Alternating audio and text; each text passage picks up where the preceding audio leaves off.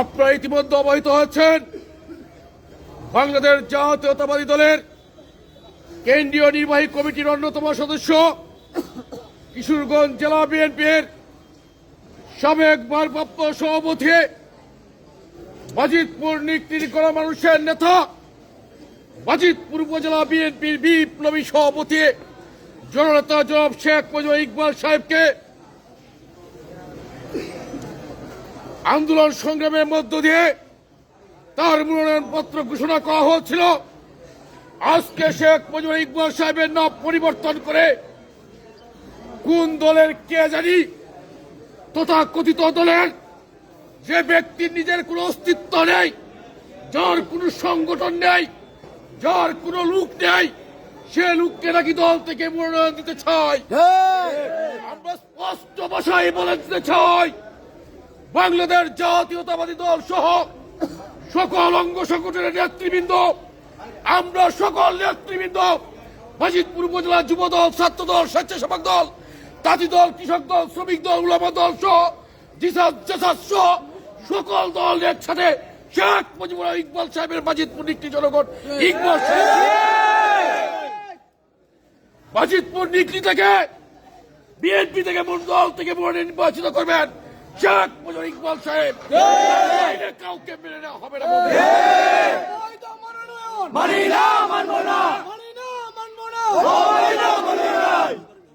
বন্ধুরা আমার, দীর্ঘ 17টি বছর ওই ফেসিবাদ তাবেদারের বিরুদ্ধে আন্দোলন করছি। তাবেদার বিতাড়িত হচ্ছে, তাবেদারের প্রার্থনা রয়ে গেছে। বন্ধুরা আমার, তারা দেশ এবং জাতির বিরুদ্ধে ষড়যন্ত্র করে। স্পষ্ট ভাষায় বলতে চাই, কোন তাবেদার চুটপুরের কোন লোক আমাদের কাছে আসতে পারে। এদেরকে বিতাড়িত করার জন্য যা করা প্রয়োজন তাই করা হবে। ভাইয়ের আমার, কেন্দ্রীয় নেতৃবৃন্দের প্রতি আহ্বান রেখে বলছে, জনাব তারেক রহমান সাহেব, আপনি হলেন আমাদের আশা এবং বড় স্বাস্থ্য। আপনি দলের সর্বোচ্চ নীতি নির্ধারক। আপনাকে বারবার অনুরোধ করে বলছি, আমরা এই বাজিতপুর নিকলি বিএনপি আসন, বাজিতপুর নিকলির মাটি শহীদ রাষ্ট্রপতি জিয়াউর রহমানের ঘাঁটি, বাজিতপুর নিকলির মাটি বেগম খালেদা জিয়ার ঘাঁটি, বাজিতপুর নিকলির মাটি তারেক রহমানের ঘাঁটি, বাজিতপুর নিকলির মাটি শেখ মুজিবুর ইকবাল সাহেবের ঘাঁটি। আজকে আপনারাই তো বলেছেন, আন্দোলন সংগ্রামের মধ্য দিয়ে যে দলটি রাজপথে দাঁড়িয়ে থেকে আন্দোলন সংগ্রাম করেছে, মামলা মোকদ্দমা খেয়েছে, জেল জুলুম করেছে, নির্যাতিত হয়েছে, দলের প্রথম মিছিলের প্রথম সারি লোক থেকে শুরু করে পিছনের সারির লোককে পর্যন্ত মূল্যায়ন করা হবে। এর অর্থ কি এই নাকি? বন্ধুরা আমার, আমরা বলতে চাই, বাজিতপুর নিকলিতে কোন লোক প্রবেশ করতে পারবে না। যা যা করা প্রয়োজন তাই করবো দলের। তারেক রহমান সাহেব, আপনার পায়ে হাত রেখে বলছি, ওই আসন বিএনপির আসন, ওই আসন আপনার আসন, বেগম খালেদা জিয়ার আসন, জিয়াউর রহমান সাহেবের আসন, ইকবাল সাহেবের আসন। বাইরে থেকে আমরা কাউকে মেনে নেব না।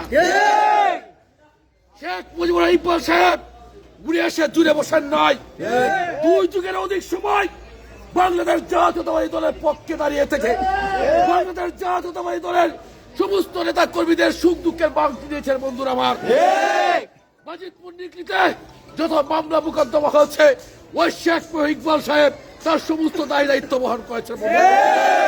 জেল জুলুম নির্যাতন থেকে শুরু করে, জন্ম মৃত্যু থেকে শুরু করে, মেডিকেল থেকে শুরু করে, এমন কোন জায়গায় নেই নদী নালা কাল বিল যখন যে অবস্থায় মানুষকে পাওয়া গেছে, সমস্ত লোককে ইকবাল সাহেব তার দ্বারা উনি সহযোগিতা করেছেন, সাহায্য করেছেন। বন্ধুরা আমার, ইকবাল সাহেব দুর্দিনে দলের পিছনে দাঁড়িয়ে রয়েছেন, এখনো দাঁড়িয়ে আছেন, ভবিষ্যতেও থাকবেন।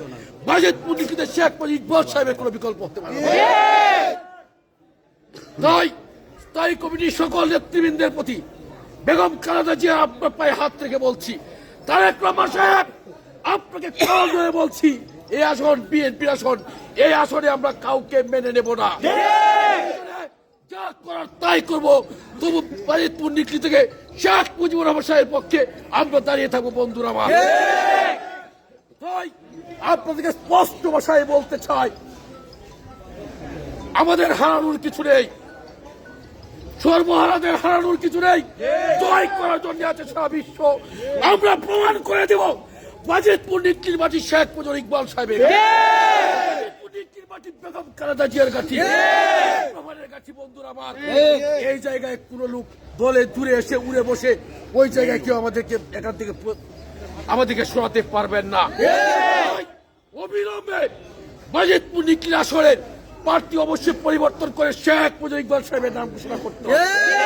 যতক্ষণ পর্যন্ত শেখ মুজিবুর ইকবাল সাহেবের নাম ঘোষণা না করা হবে ততক্ষণ পর্যন্ত বাজিতপুর নিকির সমস্ত কিছু আমরা অচল করে দেব। ওই জায়গায় আমরা প্রমাণ করে দিব ওইটা বিএনপির গাঠি, ইকবাল সাহেবের গাঠি। বন্ধু, এখানে পুরো পুরো পুরো